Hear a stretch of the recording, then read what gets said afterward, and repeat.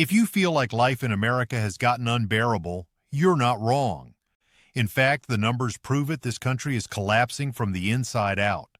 Over 60% of Americans over 50 have less than $1,000 in savings. 1 in 4 can't afford their prescriptions. Medical bankruptcies, over 500,000 a year. Food prices are up 31% since 2020. Rent has doubled in most cities, and now over 40% of working adults are skipping meals to cover bills. We've officially reached the point where basic survival is a luxury, and if you're still trying to live with dignity in this economy, they call that laziness. No, this isn't a cycle. This isn't a downturn. This is what a system looks like right before it breaks. And the worst part? You're being told it's your fault. Welcome to modern America, where trying to survive is treated like rebellion. Let me show you exactly how we got here. Let me just say it plain: retirement. The thing our parents told us to work toward. The thing we sacrificed our youth and our health for. The supposed reward at the end of a life of labor. It's gone. Vanished. Vaporized by inflation, Wall Street theft, and a government that treats Social Security like a piggy bank they can crack open anytime they blow $1 trillion on corporate tax breaks. Do you know the average Social Security check in 2025? It's about $1,907 a month. That doesn't even cover rent in most cities anymore. Meanwhile, the cost of living for seniors, especially with medical needs, now hovers around $4,345 a month on average. That's a $2,400 gap every 30 days. And let's not even pretend pensions exist anymore. They don't. Only 13% of workers have access to a defined benefit pension plan now, down from 60% in the 80s. You think a 401k is going to save you? The median 401k balance for people in their 60s is $87,000, which will last you maybe 2-3 years if you're frugal or if you just stop eating. And here's the kicker. 70% of Americans aged 55 to 75 are still in debt, and not just a little behind. Credit cards, second mortgages, car loans, medical bills. Retirement isn't relaxing on a beach anymore. It's picking up part-time shifts at Walmart with arthritis in both knees just so you can afford your cholesterol meds. And while you're out there working a register at 68, the CEO of that retail chain is cashing a $25 million bonus for cutting labor costs. It's sick. This country sold us a lie, and now it's selling the lie to our grandkids too. You want to know why so many boomers are back in the workforce? Not because they're bored, because they're broke. Retirement wasn't just stolen, it was replaced with survival. And the folks who played by the rules their entire lives are the ones getting screwed the hardest. You're not just getting older. You're getting priced out of existence. Let's be real, aging in America feels like being punished for surviving this long. And I'm talking directly to my people, 50 and over. You're not crazy. You're not lazy. You're not weak.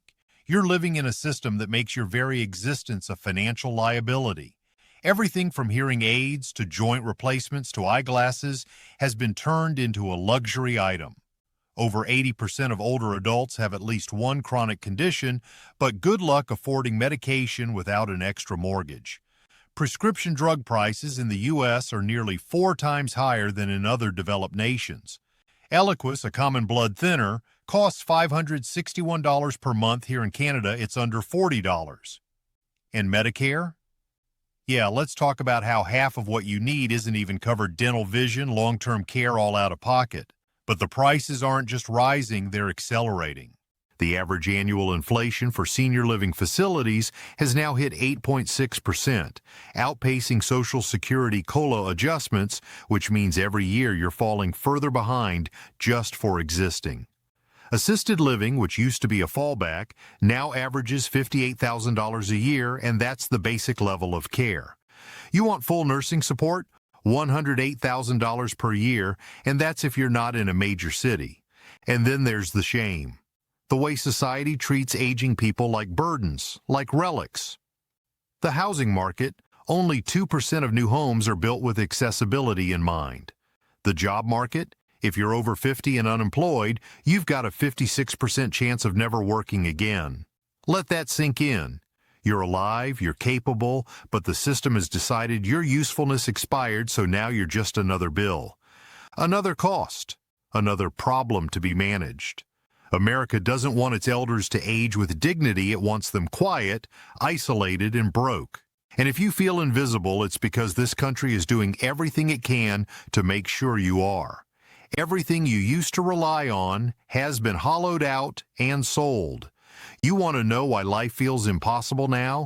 Because the institutions we used to count on, the stuff that held this country together, have all been gutted, privatized, and sold to the highest bidder. Post office, being dismantled from the inside. Public libraries, under attack and defunded. The DMV, public schools, city hospitals all under-resourced to the point of collapse, while billion-dollar tech firms swoop in to replace them with apps and AI that don't work half the time. It's not just inconvenience, it's intentional erosion.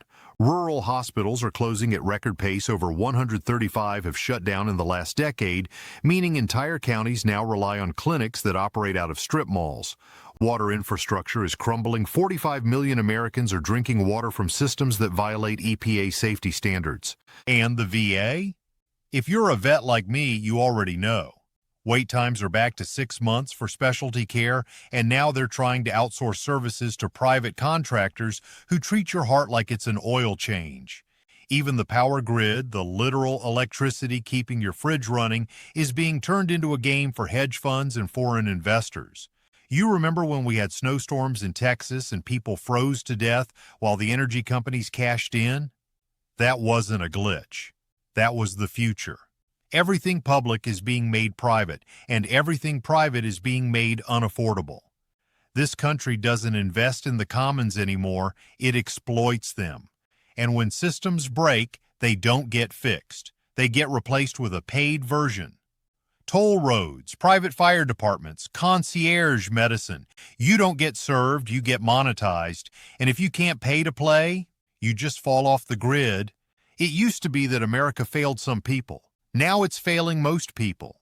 And if you're over 50, chances are you remember what it used to feel like when things worked. That memory? That's why it hurts so much now. Because you've seen what we lost, and they're betting you'll be too tired, too broke, or too sick to fight back. They've turned work into a death sentence. It used to be that a job was a path to dignity, a roof over your head, food on the table, something to be proud of. Now, work is just another form of punishment. It doesn't matter what field you're in, blue collar, white collar, no collar, the American workplace has mutated into something grotesque. Wages haven't just stagnated, they've regressed when adjusted for inflation. In the 1970s, the average worker could support a family on one income. Today, it takes 2 full-time incomes just to tread water, and even then, you're drowning in rent, bills, and broken dreams. And don't believe the unemployment numbers, those are a rigged shell game. What they don't tell you is how many people have stopped looking altogether, or how many jobs are part-time gig roles with no benefits, no sick leave, and no future. Amazon's warehouse churn rate is over 150% per year, meaning people are so chewed up by the system they leave or get pushed out faster than they can be replaced. You want to know what the real job market is? It's Uber. It's DoorDash. It's 58-year-olds hauling pizza at 10 p.m. in a beat-up Corolla just to keep the lights on. And if you try to get back into corporate after 50, good luck. Age discrimination is rampant, but no one talks about it because it's normalized. HR will smile and say you're overqualified. What they mean is you cost too much and remind us of our own mortality. Meanwhile, you've got corporations scheduling wellness seminars while forcing 12-hour shifts, demanding grind-set culture like we're all 22 with no family, no health issues, and no soul. And here's the kicker. Productivity has never been higher. Americans work more hours than nearly every other developed nation, but the wealth we create doesn't come back to us. It goes straight into the pockets of CEOs who make 399 times the average employee salary. That's not capitalism, that's exploitation with a PR team. So yeah, if work feels like it's killing you mentally, physically, spiritually, it's not in your head. It's by design.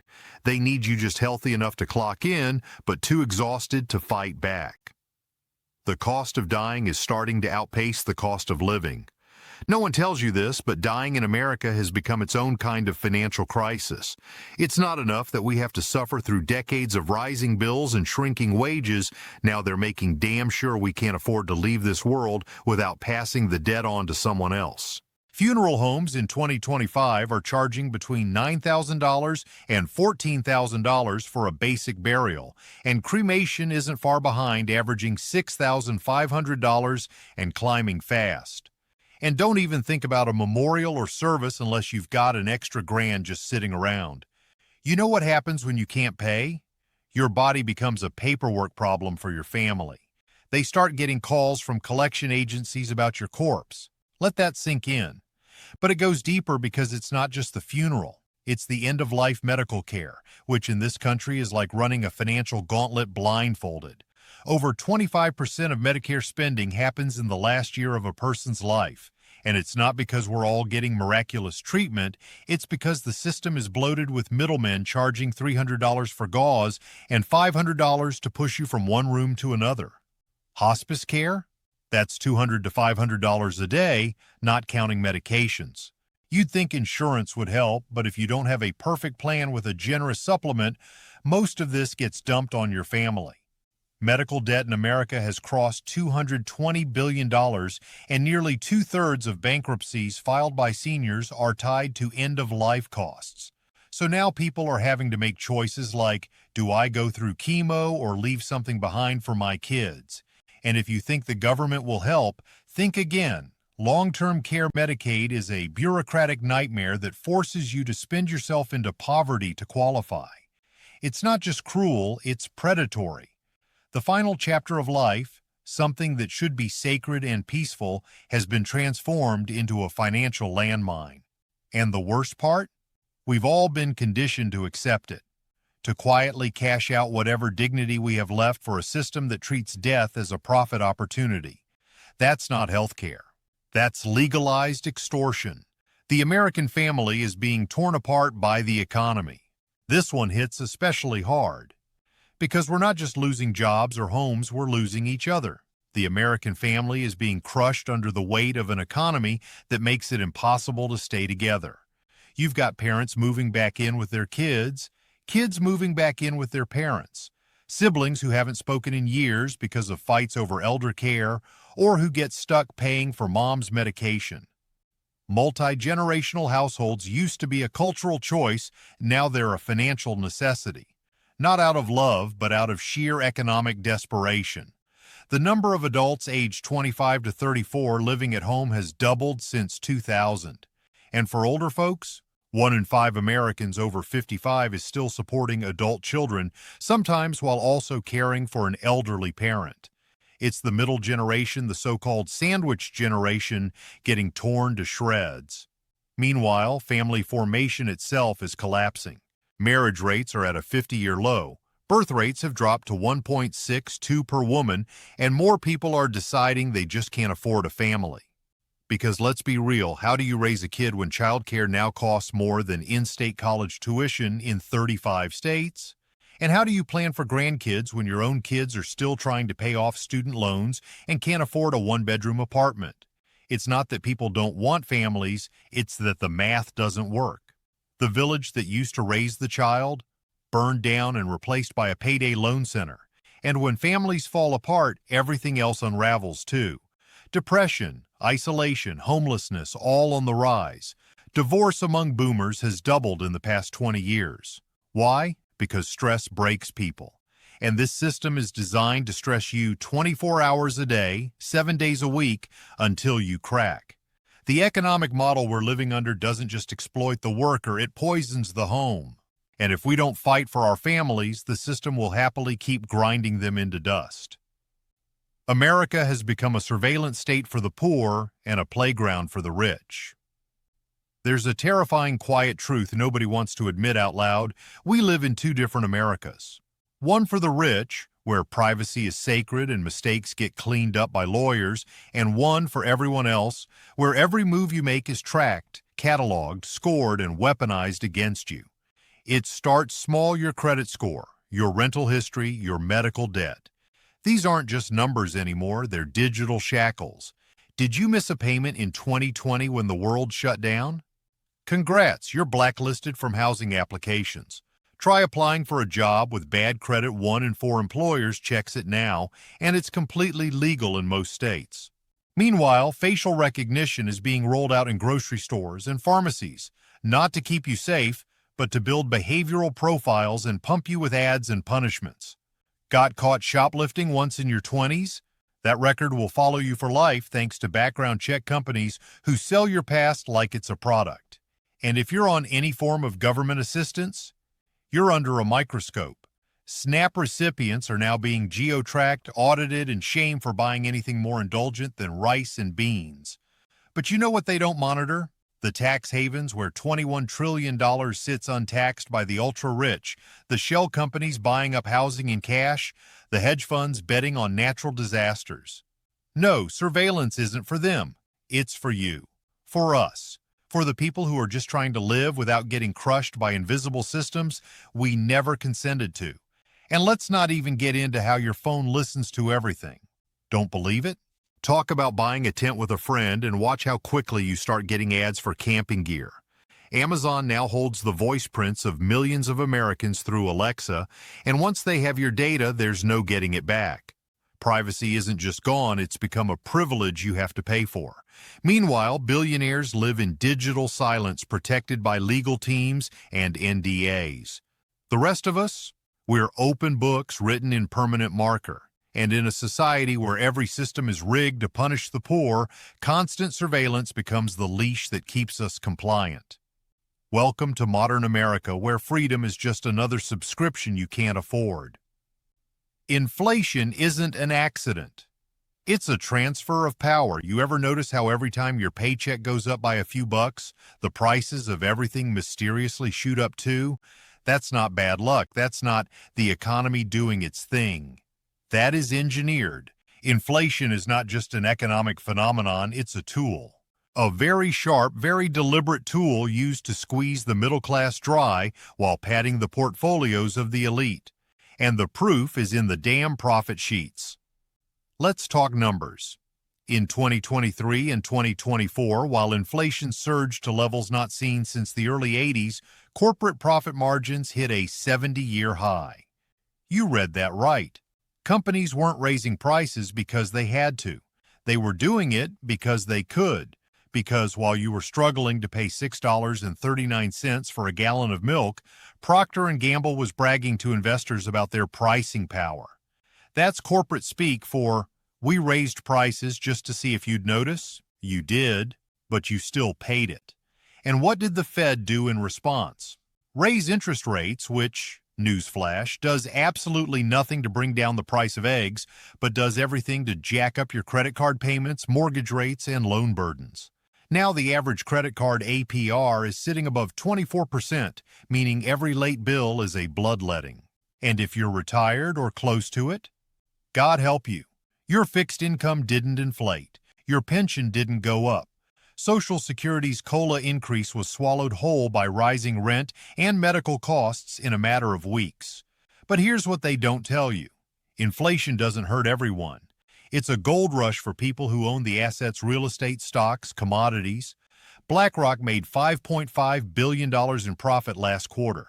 ExxonMobil posted a $55.7 billion profit year in 2022, the highest ever for a U.S. oil company. This isn't the system breaking, it's the system working as intended.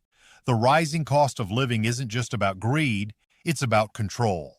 If everything costs more, you stay too busy surviving to ever organize, ever resist, ever even breathe. That's the playbook. And unless people understand that inflation is a redistribution of wealth from the bottom to the top, they'll keep blaming themselves for not budgeting better while billionaires buy their fifth mansion in cash. We don't live in a society anymore. We live in an extraction machine. You can feel it, right? That sense that everything's a transaction now, that every part of your life, your health, your home, your time, even your relationships has been hooked up to a meter that's always running. Because we don't live in a society anymore. We live in an extraction machine, a machine designed to mine your labor, your attention, your data, your energy, and then leave you empty and exhausted at the end of the day wondering where it all went. And it's everywhere. You don't go to the doctor anymore, you enter a billing tunnel. Even with insurance, you'll get hit with surprise out-of-network charges, $300 consultations for 5-minute visits, and pharmacy gag rules that keep you from knowing cheaper options even exist. You don't just eat food, you eat whatever ultra-processed junk some megacorp can squeeze the most profit from. Over 60% of the American diet is now made up of hyper-processed products, not because we choose it, but because it's all we can afford. Even your time isn't yours anymore. Try canceling a subscription. Try getting customer service on the phone. Try disputing a charge with your internet provider. The system is designed to waste your life because every extra hour you spend on hold or filling out forms is an hour you're not organizing, resting, or thinking critically. You are being drained slowly, systematically, and with corporate precision. You want to talk about loneliness? That's part of the machine, too. Real human connection doesn't sell ads, so they replace town squares with news feeds, cafes with co-working spaces, and friendships with followers. The more isolated you are, the easier you are to market to, and the harder it becomes to rebel. That's not a side effect. That's the core business model. And if you're over 50, you feel it the most. Because you remember when life had a rhythm that wasn't dictated by algorithms, when the default setting wasn't exhaustion.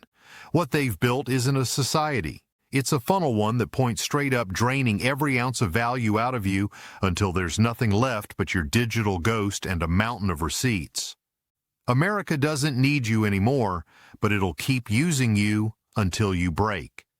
This is the part nobody says out loud. This is the one that cuts deepest. The truth is, America, or more accurately, the corporate government billionaire pipeline that runs America, doesn't need you anymore. Not your experience, not your wisdom, not your work ethic, not your loyalty. If you're over 50, if you've spent your life raising families, building communities, paying taxes, surviving recessions, voting in elections, doing everything right, the machine has already decided you've served your purpose. But it won't let you go gently. No, it'll keep using you until there's nothing left to take. They'll raise the retirement age again while pretending Social Security isn't being siphoned into oblivion. They'll keep telling you to upskill like you're 24 and can afford to drop everything and learn to code. They'll keep calling you non-essential while building an economy that can't function without the generations they just discarded. And the insult to injury? They're replacing you with AI and gig workers and treating it like progress, like your obsolescence is just part of evolution. You didn't evolve out of relevance. They pushed you, deliberately, because they know older Americans vote more, organize more, and remember more, and that's dangerous. Dangerous to a system that survives on amnesia and distraction.